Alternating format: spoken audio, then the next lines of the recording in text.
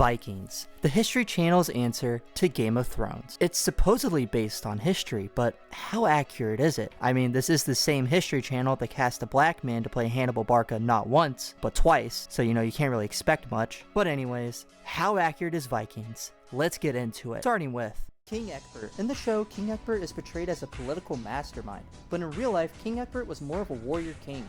He would spend his 37-year reign expanding Wessex, turning it into the most powerful of the 7 English kingdoms, and laying the groundwork for his descendants to form the Kingdom of England. Before I cover the real Egbert and the events of his life, I need to give you a little bit of context as to the current political standing of England at the time. From the years of 757 to 796, Mercia, under the leadership of King Offa, would expand, becoming the most powerful of the 7 English kingdoms. There are 3 main ways that Offa would expand Mercia. One was, of course, conquest. 2 was meddling in the succession of other English kingdoms, which we're going to talk about a little bit more later on in the video. And finally, marriage. For instance, he married his daughter, Ethelfled, to the king of Northumbria, Ethelbert. Offa would even have another English king beheaded. Offa had declared himself the overlord over East Anglia after an invasion, and the king, Ethelbert, wasn't a really big fan of this at the time, so he decided to rebel. Offa had his head taken. This was kind of unheard of at the time, and just shows how much power and influence this man had over England at the time. In 779, Offa would invade Wessex, defeating the West Saxon king Cynwulf at the Battle of Bensington. Offa launched his campaign in order to regain lands that Mercia had lost to the West Saxons under the reign of Offa's predecessor, King Ethelban. Before we continue, we need to go back to the year 762. In this year, the king of Kent, Ethelbert, died. 2 years later, King Offa would grant the kingship of Kent to a man named Heobert, with the agreement that Heobert would recognize Offa as the overlord of Kent. Little did Offa know, this decision would ultimately lead to the downfall of everything Offa built throughout his life. In 776, King Egbert, the next king of Kent, would defeat Mercia in battle and gain independence. But in 784, a new king of Kent appears, named Elman. This king isn't very important, as he does not appear in the Saxon Chronicles again. But his son is important. His son was Egbert. This brings us back to the year 786. 7 years after the Battle of Bensington, King Cynwulf was at his mistress's house when a man named Sinherd murdered him. Oh no! What happened? Oh no! How terrible! That's just awful! How terrible! Oh no! Following his death, there was now a power vacuum in Wessex, and Egbert decided to contest for the throne. Now you might be wondering, how does Egbert even have a claim to the throne? Well, it's actually rumored that Egbert is a descendant of Cerdric, the founder of the House of Wessex. Egbert decided that now was a good time to bust that card out. But there is one slight problem. There was another man contesting for the throne. His name was Beorhtric. And take a wild guess at who was backing this guy. Yep, good old King Offa. Beorhtric would agree to name Offa as his overlord, and even marry one of Offa's daughters in exchange for help taking the throne of Wessex. Unfortunately for Egbert, he would lose this bout for the throne and would be forced into exile. In a scene from season 2 of Vikings, Egbert talks about a memory he has from his time in Francia and hanging out with Charlemagne. When I lived at the court of the Emperor Charlemagne, of long and blessed memory, these Northmen had already emerged from their lairs to attack parts of his empire. And I remember an incident from this period very well. I was with Charlemagne's party at a harbour town in southern Gaul, and as we sat eating supper, a fleet of pirates attacked the harbour.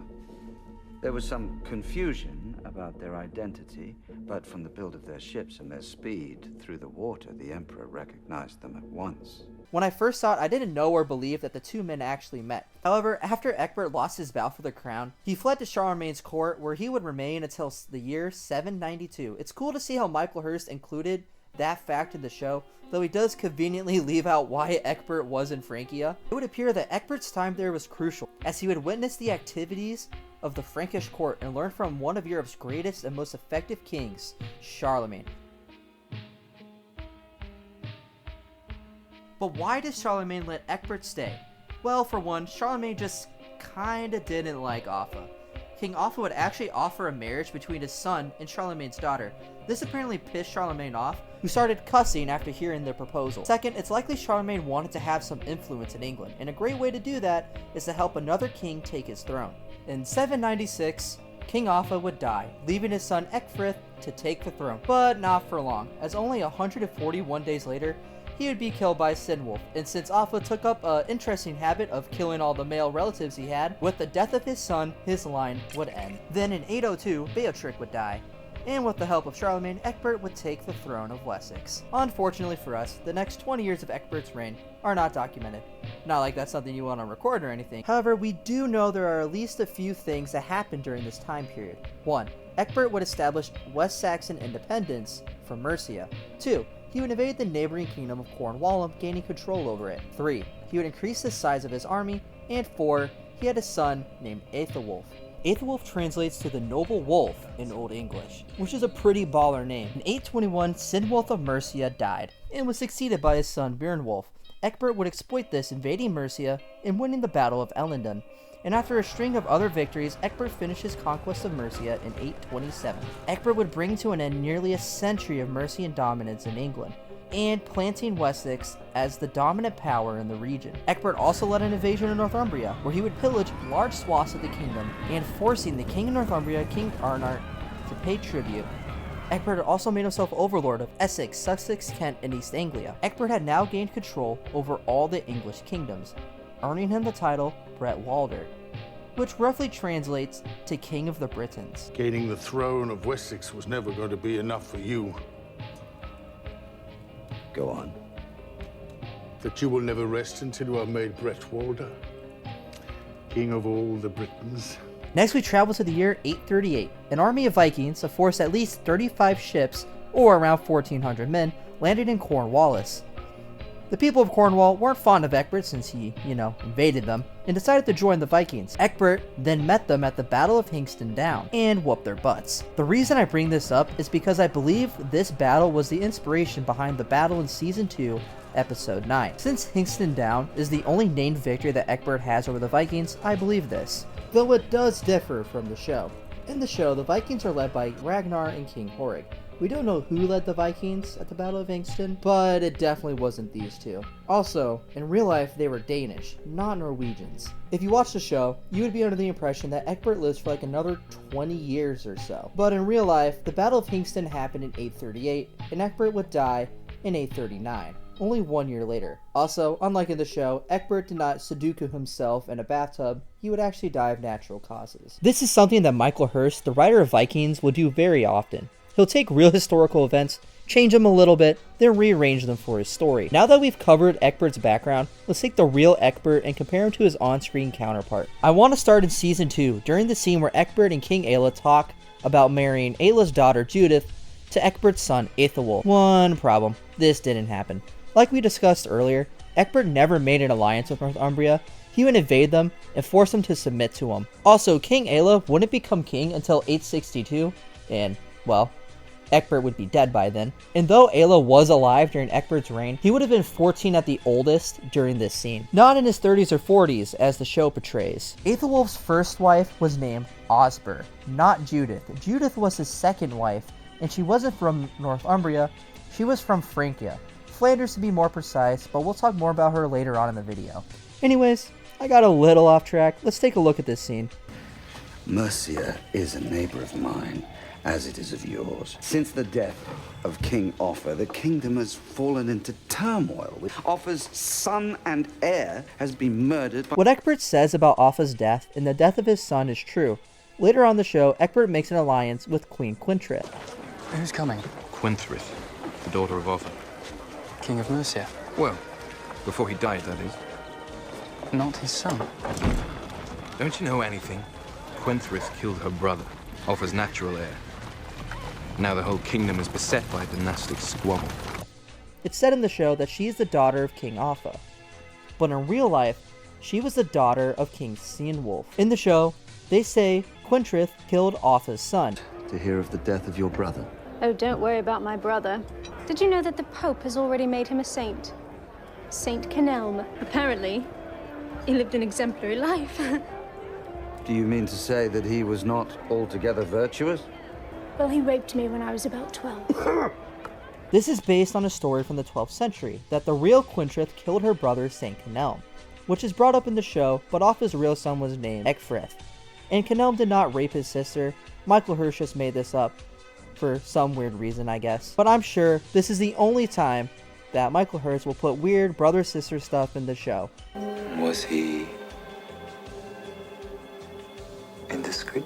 Oh, you've got to be kidding me, Michael. In the beginning of Season 3, King Ecbert recruits Ragnar and his men to fight for Queen Quintrith and install her as a puppet queen of Mercia for King Ecbert. Queen Quintrith says that her uncle, Björnwolf, is the king of Mercia, which isn't true. There was a King Björnwolf, but he would die before this, putting down a rebellion in East Anglia. Unless this is before the Battle of Ellendun, which in that case, Björnwolf is still king.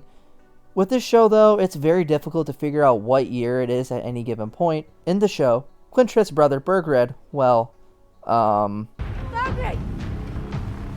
Beloved brother, stay yourself! Wait, and I will see that you come to no harm! A few moments later.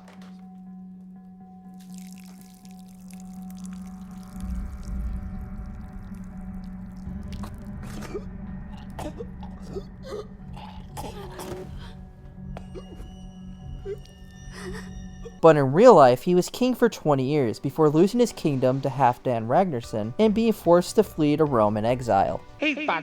By episode 4 of season 3, Quintrith is the winner of the Civil War and proclaimed Queen of Mercia, which leads us into season 4. In episode 2 of season 4, we learn that a large number of Mercian nobles weren't happy with Ecbert controlling Mercia and stage an uprising where they overthrow Queen Quintrith and imprison her. So King Ecbert sends his son and heir to go rescue her, with Aethelwulf almost dying in the process. Take a wild guess at what does not happen in real life. Also, Ecbert starts sleeping with his daughter-in-law, Judith. Yes, that's right, this man just cucked his own son. Please feel free to comment Father of the Year over here. Also, take another wild guess at what never happened in real life. In episode 7, Ecbert meets with a man known as Wingston, who allies with Ecbert to help him become king of Mercia. None of this would happen in real life, however. As though Ecbert did take control of Mercia, in real life, he wouldn't declare himself king of Mercia. He would set up a different king that would swear fealty to Ecbert as his overlord. Unlike in the show, where Ecbert controls Mercia until he dies, in real life, Ecbert only held control over Mercia for a year, before King Wilgath took back control of Mercia. Wingston was a real person. His name was Saint Wingston. Wingston is actually the son of Wilgath, the same one that took Mercia back from Ecbert. When Wilgath died, they were like, "Hey Wingston, you want to be king?" He was like, "Nah, I'm good." Later on, his uncle wanted to marry Wingston's mom, and Wingston was like, "No dude, that's weird." Apparently his uncle didn't take very well to this because Berthwolf would go visit Wingston, pull out a dagger, and promptly stab him in the head, killing him. In the show, we see Ecbert cut a deal with Ragnar and other Vikings, giving them land to colonize in Wessex. This never happened in real life. Ecbert never gave them land to colonize, he never sent his son to go kill all the farmers, and such. Though the show changed a lot with Ecbert, I am still surprised just how much inspiration from actual history was in Ecbert's story. Michael Hirst made Ecbert into one of the most compelling and entertaining characters in the show. And the changes they do make, I think, only help to add to Ecbert's character. In real life, Ecbert was remembered as a strong and good king, and that's how Michael Hirst portrayed him in the show. Even if Ecbert definitely had a couple flaws. 8 out of 10. And Michael Hirst did a much better job with Ecbert than he did with his son, Aethelwulf. We don't know much about the first 20 years of Aethelwulf's life. What we do know is he was likely born after the year 802. And if you watch the show, you'll notice that they never mention his mother's name. And that's because we have no idea who she was. She's never once mentioned in the Chronicles. We don't know what Aethelwulf did during the first 20 years of his life, but we can speculate that he probably took part, or at least accompanied his father, during his campaign in Cornwallum. The first appearance of Aethelwulf in the Chronicles is in 825, where he took part in the Battle of Ellendun. After the battle, his father was like, "Hey, go make your dad proud, and take control of Essex, Sussex, and Kent." And that's exactly what Aethelwulf did. He took control over the 3 kingdoms, made himself king, and turned all of them into one big vassal kingdom for his dad. In the show, there's a scene where Ecbert talks about how rare it is for his son to actually succeed his father's kingdom, in England at the time, and how he wishes to ensure the succession for his son. Well, in real life, Ecbert was pretty paranoid about this and was paying off nobles for their allegiance. For example, he gave the Archbishop of Canterbury large swaths of land to ensure his support for his son. and in 839, Aethelwulf would ascend to the throne. By the time Aethelwulf became king, he had already married his first wife, Osber, and she would give him plenty of children. I'll go by order of birth here. The first child was named Ethelstan, then Ethelbald, Ethelbert, Ethelred. As you can see, Aethelwulf was quite creative when it came to naming his children, and his final son, Alfred. That's right, the man who would be known to history as Alfred the Great wasn't the first, second, third, or fourth son of his father, but the fifth and youngest. Aethelwulf also had a daughter named Ealhswith, who he would marry to Burgred, king of Mercia, forming an alliance between the two former rival kingdoms against their common enemy, the Vikings. It's 851, and a Viking fleet of 350 ships, around 14,000 men, is sailing up the Thames, planning to attack London. Aethelwulf and his son Aethelbald would defeat the Vikings on land, while Aethelwulf's oldest son Ethelstan would defeat the Viking fleet, although it's likely Ethelstan died not long after this, as there is no other reference to him in the Saxon Chronicles. In Season 4, Episode 6, Egbert declares that he will send his grandson Alfred to Rome on a pilgrimage and that Aethelwulf will accompany him. I have decided to send my grandson, Prince Alfred, on a pilgrimage to Rome, so that he might see the holy city and meet His Holiness the Pope. Now, in real life, Aethelwulf and Alfred did go on a pilgrimage together to Rome, but one key difference is that Alfred was Aethelwulf's real son, not his adopted son, born from an affair his wife had with a man who ironically shares the same name as Aethelwulf's real first son, Ethelstan. Also, Egbert was long gone by the time of Aethelwulf's real pilgrimage, as Egbert died in 839 and the pilgrimage took place in 854. Also, Egbert's plan is pretty stupid. Aethelwulf is Egbert's only heir, and this pilgrimage will take at least 1 year. Egbert also plans on leading a conquest of Mercia. Well, if Egbert dies during the campaign, now his only son and heir is many months away, leaving his succession vulnerable. What if a group of nobles conspires to steal Aethelwulf's throne? When Aethelwulf leaves for his pilgrimage, he leaves his only actual son, Ethelred, behind. Mind you, Ethelred is still a boy, just a little kid. What is stopping these conspiring nobles from killing Ethelred, Aethelwulf's only heir? Egbert admits everyone already knows the truth of Alfred's birth. We all know the circumstances of Alfred's birth.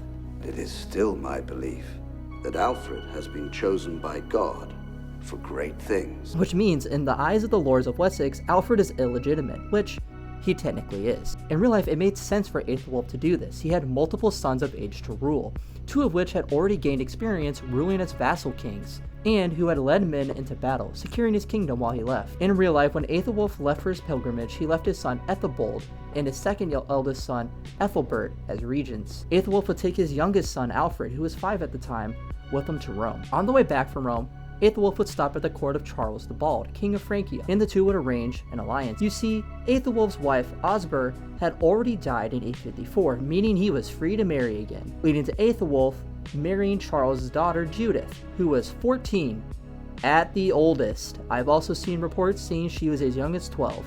By the way, Aethelwulf was at least in his 50s, so, you know, this isn't creepy at all. When Aethelwulf returned to Wessex, he would find his throne usurped by his son. While he was gone, his 2 sons had taken control of Wessex and would refuse to return his throne. Now, there are a couple reasons for this. One, when Aethelwulf left for his pilgrimage, he didn't communicate how long he would be gone or if he would even return. Also, just 3 years earlier, a fleet of 350 Viking ships had invaded them, and now the king was leaving. I mean, just imagine your kingdom is in the middle of a crisis with Vikings raiding, and your father, the king, was like, yeah, I'm a dip. When Aethelwulf returned, he did so with a new bride, and this was only 1 year after his wife and mother of his children died. This 14 to 12-year-old girl was also a foreign queen, and just that, she was to be called queen, which broke the West Saxon tradition, as the wife of the king in Wessex was to be called just that, the wife of the king. Wait a minute, why don't the West Saxons like queens, you might be wondering? Well, in order to answer that question, we need to take a look at the last queen of Wessex. When Beatrix took the throne from Egbert, he would end up marrying Offa's daughter, Edbert, and made her Queen of Wessex. Edbert had actually taken up quite the hobby of killing political rivals, and she had a preferred method of poisoning. One day, while trying to poison a certain favorite of the king, she would end up succeeding and accidentally killing the king at the same time, and was then forced to flee to Francia, where, ironically, Charlemagne, the same guy that turned down an offer of marriage between Offa's son and his daughter, would propose to marry Edbert. And then she promptly said no. Taking all this into account, it's really not hard to see why Aethelwulf's sons would usurp him. It also seems Aethelwulf came to terms with this and was unable to raise his banners against his sons and fight a civil war against them, as he agreed to split Wessex in between him and his two sons.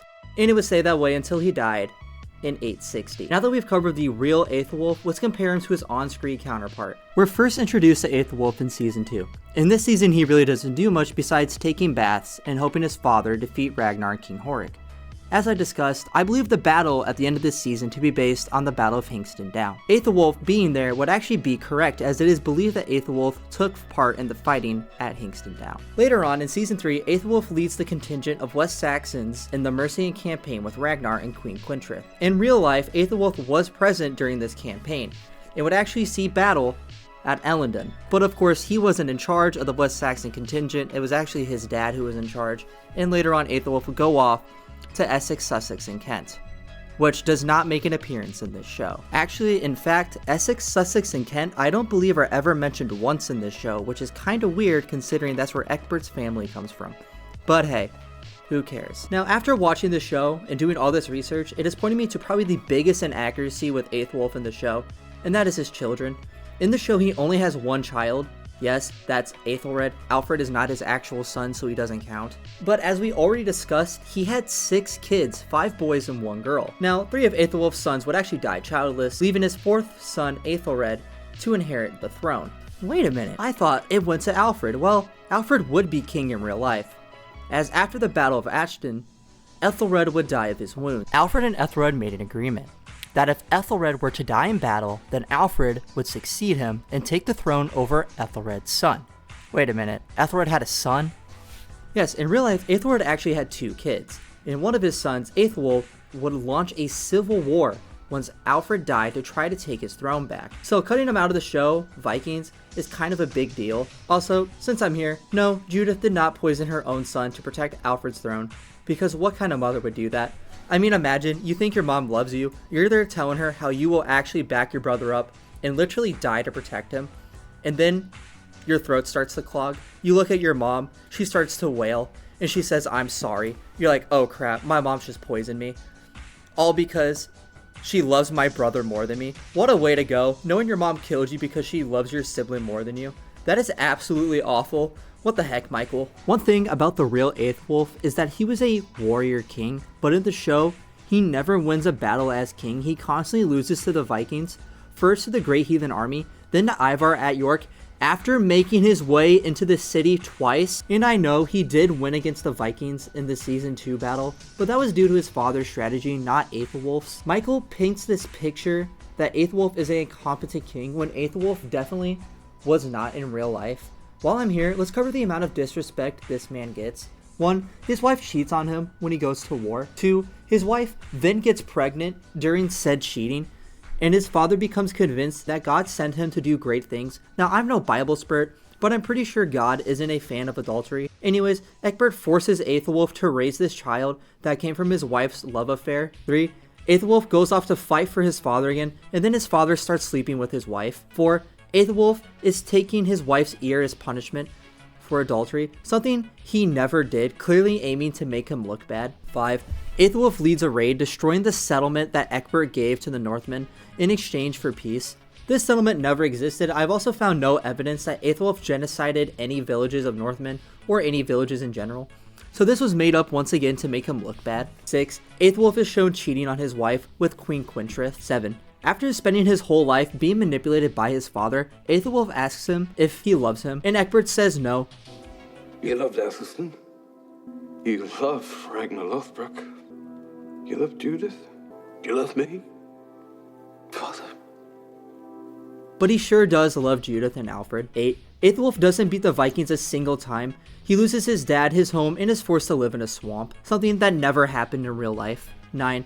Aethelwulf dies from a bee sting, which did not happen. 10. Aethelwulf's only son has his throne stolen by the same child Judith had during her love affair. Judith then poisoned Aethelwulf's only son to save that child she had in a love affair. Despite everything I just said, Aethelwulf is one of my favorite underrated characters in the show. In real life, Aethelwulf was a strong and capable warrior king. In the show, he is incompetent and weak. Safe to say Michael Hurst did this man extremely dirty in the show.